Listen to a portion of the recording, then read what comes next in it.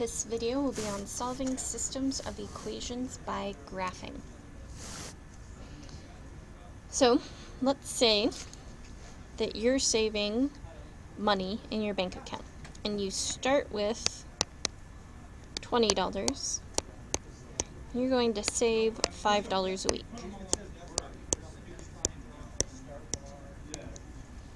And let's say you have a friend, and they're only going to start with $5, and they're going to save $10 a week. And let's say we want to know, when will you two have the same amount of money? So we could figure this out just by going through and adding it together without doing any sort of algebra. We could say, okay, I'm starting with 20. That's kind of the 0 week.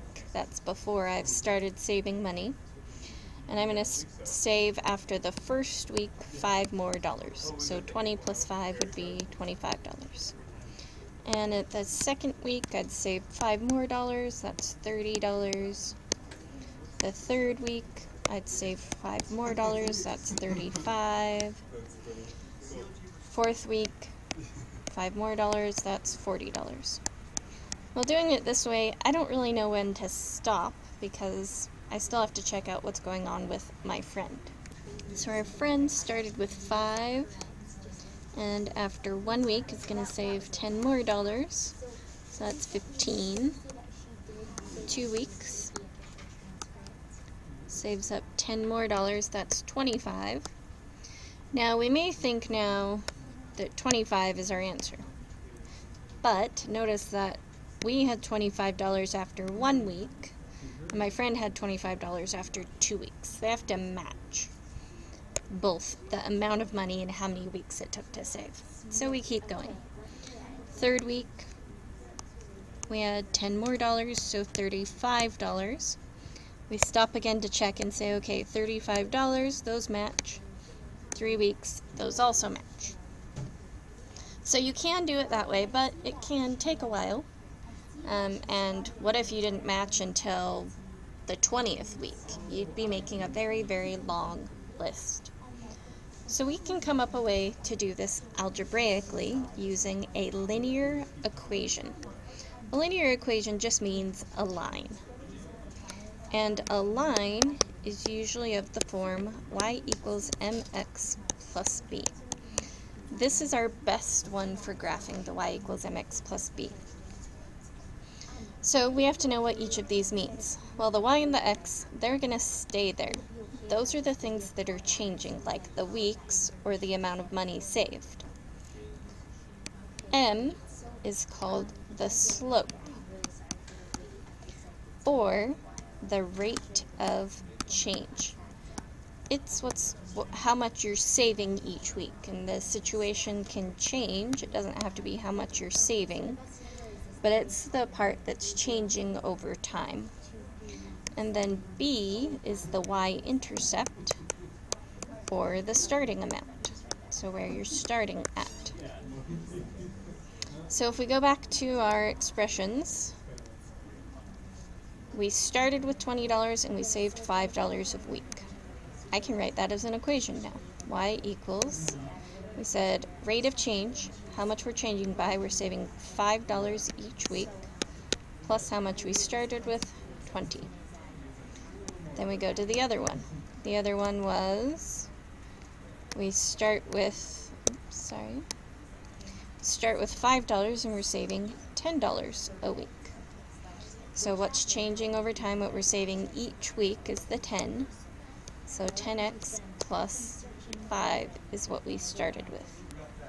So there's our two equations that we could now put on our graph. We do also need to know what the x and the y are representing, though. So x in this case will be the weeks, the time. And y will be how much we've saved after however many weeks we've been working with. So we need to put this on a graph. I'm going to put this up a little higher so we can see it. Now on our graph, 5 and 20. 20 is a pretty big number. A lot of the times on our graphs, we usually just go by ones. We'd say this is 1, 2, 3, 4, 5. But we've got to make it all the way to 20, so ones are probably a bad idea for us. I hit the back button way too many times. So since I see a lot of 5s and 0s, I'm going to go by 5s. I'm going to say this is 5, 10, 15, 20, so on and so forth. Same thing in this direction, 5, 10, 15, 20. So we're going to graph these, and we're trying to see where they match. Well, on a graph, the spot where these equations would match is where they cross each other. So we're looking for the point of intersection.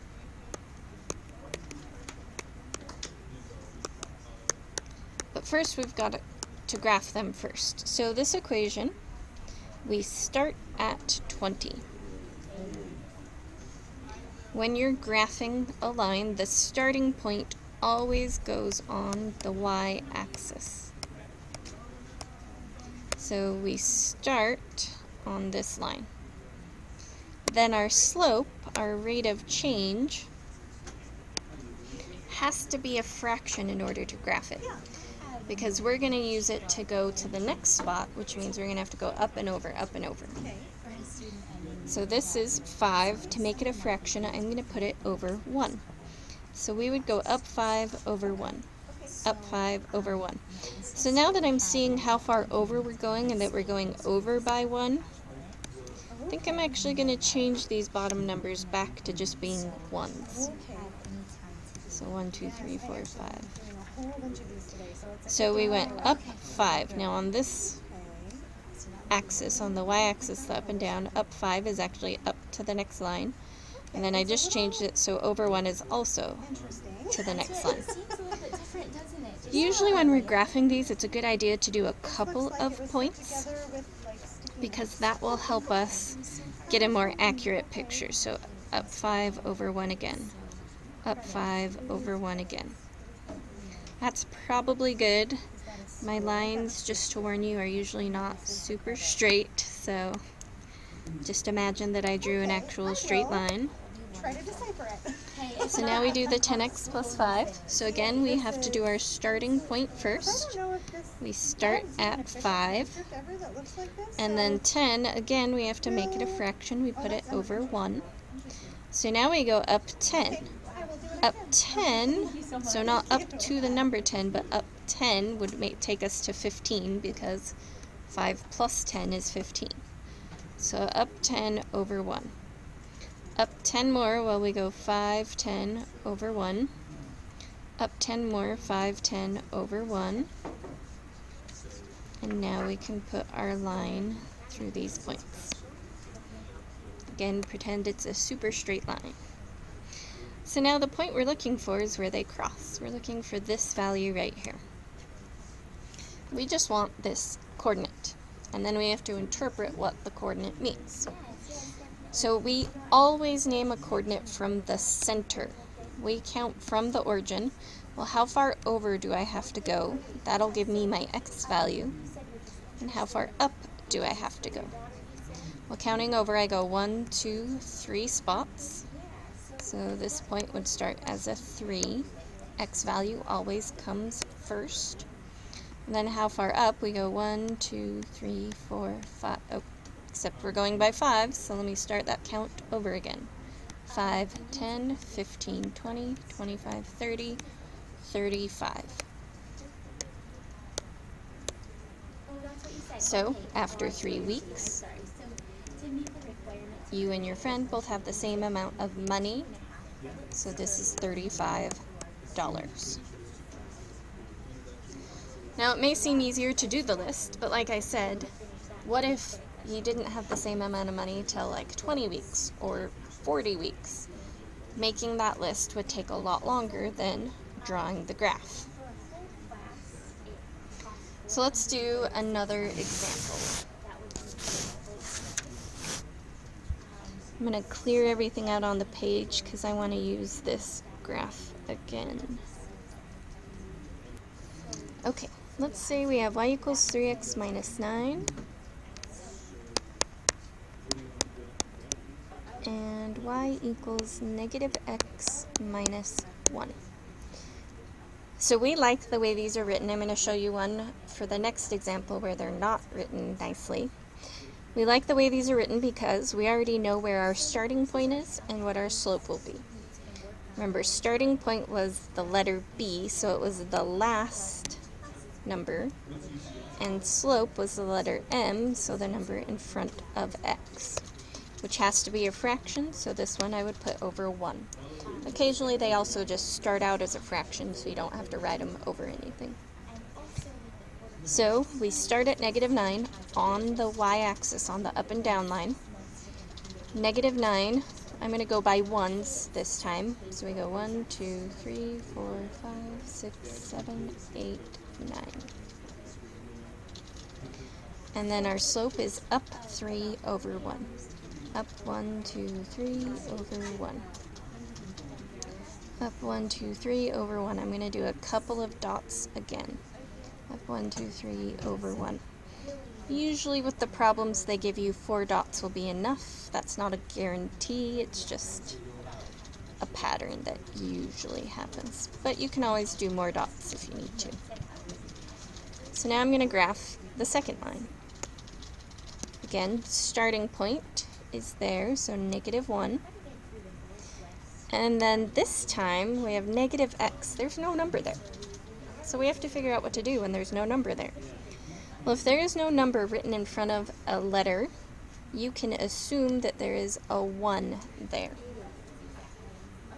Mathematicians felt it was redundant to write the 1 in, so they stopped writing it in and just made it so you had to assume it was there.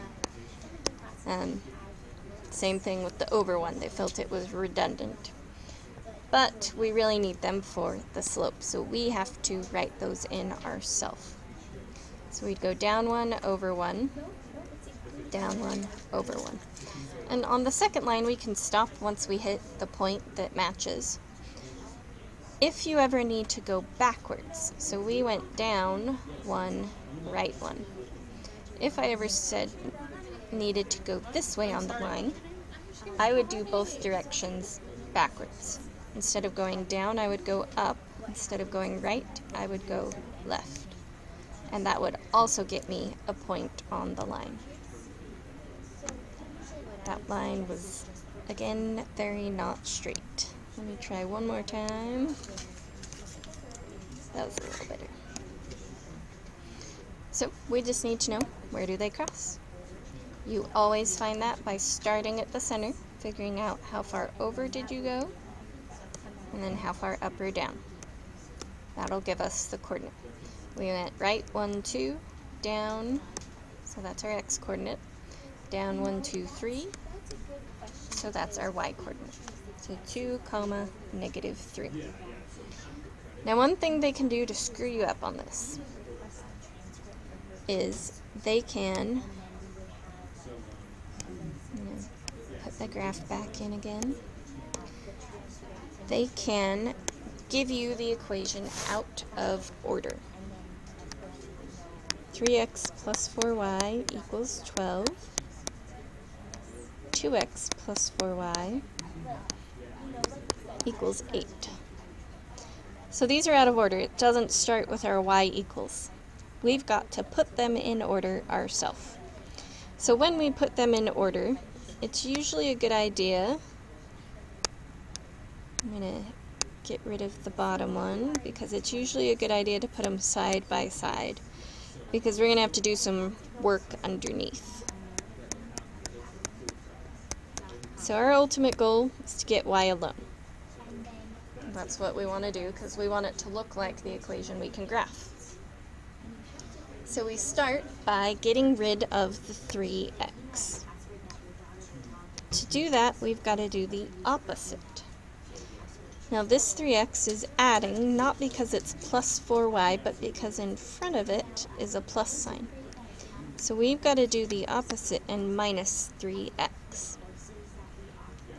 Now when we work with an equation, what we do to one side, so when we say one side, here's the left side, it's left of the equal sign, and here's the right side. So what we do to one side, we have to do to the other. We have to also put minus 3x over here. So now we bring down the 4y. We still have an equal sign. Now 12 minus 3x, they can't actually combine. They're not like terms. The 12 would have to have an x with it to combine them, or the 3 would have to have no x with it to combine them, which means they're just going to be written side by side. Now since 12 is on top, we're tempted to put it first. That's not helpful for us because we know the equation is y equals mx plus b, which means the x piece comes before the number piece. So instead of putting the 12 first, I'm going to put the negative 3x first. This 12 is positive. Again, it's an assumption. You mathematicians again thought it was redundant to write in positive 12 when it was the first thing. Now that it's the last thing, we do have to put a plus 12. So now we have to get rid of the 4. This is really 4 times y. One more assumption there. They assume you know a number next to a letter means multiply. So we've got to do the opposite and divide. Now, addition and subtraction we only have to do once. Multiplication and division, we have to multiply and divide by everything in the equation. So the 4 over 4 cancel. 4 divided by 4 is 1, but we don't have to write the 1 in front of the y. Negative 3 over 4, that would give me a decimal, and I don't want that. I want to leave it as a fraction. And 12 divided by 4 is 3. So now we've got to go through the same process on the second equation. We've got to minus the 2x. We would bring down the 4y. We'd write the x before the 8. And then we'd have to divide everything by 4. Now negative 2 over 4 again would give me a decimal. This time though I can reduce that fraction. 2 over 4, if there's anything that divides into both the 2 and into the 4, that fraction will reduce. Well, the only thing that divides into both of those is 2. So we would get negative 1 over 2x. 8 divided by 4 is 2. So that's a lot of work to now be able to do our graph. So this first equation, I'm going to do this in purple. We start at positive 3. I am going by ones again. Then we count down 1, 2, 3 over 1, 2, 3, 4. Down 1, 2, 3 over 1, 2, 3, 4. If I try and do it again, I'm going to go off the graph. So I'm going to do it backwards. Instead of down and to the right, I'm going to go up 3 and left 1, 2, 3, 4. I should not have actually drawn the dot there. I should have just had it pointed at it instead of drawn the dot in. The next equation I'm going to do in blue. We start at 2. Starting point is the last value. Slope is that how much we're changing by, so we go down 1 over 2. So this is why we have to be super careful with our dots. If you weren't super careful, it might look like we were going to cross there, but we can see we don't have a dot from the purple line there. So we have to go down one more time, down 1 over 2. Now we see that the dots cross exactly here. So we need to name that corner again. We count from the center. We go right 4. And then we didn't have to go up or down at all. If we don't have to go up or down, that means the y value is 0. So that's the basis of solving by graphing. There can be 2 situations that come up that kind of have special answers. So let's say we have y equals 2x plus 1 and y equals 2x minus 3. Again, I'm going to bring the graph back up. So this one is ready to graph as is. We don't have to change anything. So we just go to our starting point. Starting point is the last number. It always goes on the y-axis. And then we'll need our slope to find the next point on the line. We have to make it a fraction by making this over 1. So from here we go up 2 over 1. And I am counting by ones again. Up 2 over 1, up 2 over 1. Again, that's usually a good amount of points. And again, my line is really, really off. Let me try one more time. That was slightly better. Not by much, but kind. So now we go to the second one. Again, here's our start, -3. On the up and down line, that's where we always start. We have to make this a fraction, 2 over 1, and hopefully you're noticing something that matches. Each of these have the same slope. We're going up 2 over 1 over and over again. So when I draw in this line, and it would look better if they were completely straight, but these two lines, they're never going to cross. And that's the whole definition of solving a system by graphing, is we're looking for the point of intersection. This will never have a point of intersection. That means there is no solution to this. When we have no solution, sometimes they'll use this symbol. I think most of the time in the program it'll use the words no solution. But these two things mean the same thing. They both mean no solution. So our last example is again a special case. Let's say we have 2x plus 4y equals 8, and then y equals -1 over 2x plus 2. So this time, one of our lines is ready to graph. One of them, we're going to have to rearrange things.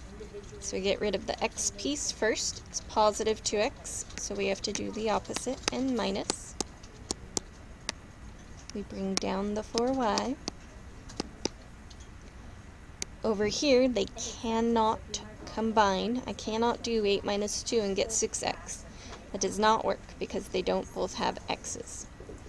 We have -2x plus 8. And again, we want to put the x part first. I kind of compare like terms to money. If I had 8 US dollars and I had 2x euros, that's what they use in Europe, I couldn't combine those together. No one would take the US dollars and the euros because they're not the same kind of money. So then I have to get rid of the 4 in front of the y. Again, there's that assumed multiply, so to do the opposite, we have to divide, which gives me y equals 2 over 4. Again, we'll reduce. And it's super important we reduce this time. If we divide by 2, we get -1. 4 divided by 2 is 2. And then 8 divided by 4 is also 2. So again, hopefully you're noticing something about this line compared to the second line they gave us. They're exactly the same. Even though this one has the x on the top of the fraction and this one has the x to the side, that doesn't matter actually. I really could take this x and write it to the side if I wanted to. If I were to go and graph these, I would get the exact same line. I'd start at 2. Slope says -1, so go down 1. And then the bottom one is still to the right. Down 1, right 2. Down 1, right 2. Down 1, right 2. If I were to graph now the second line, it still starts at 2. Goes down 1, right 2. Down 1, right 2. Notice it's matching at every single point. When it matches at every single point, we call this all real solutions. Nope. Infinite solutions, sorry. They will write infinite solutions. I was thinking of the wrong term. Infinite solutions. Oh, and my mind disappeared because I hit the back button too much. When they just kind of get stacked right on top of each other, that means there are infinite solutions. So that concludes our discussion on solving systems of equations by graphing.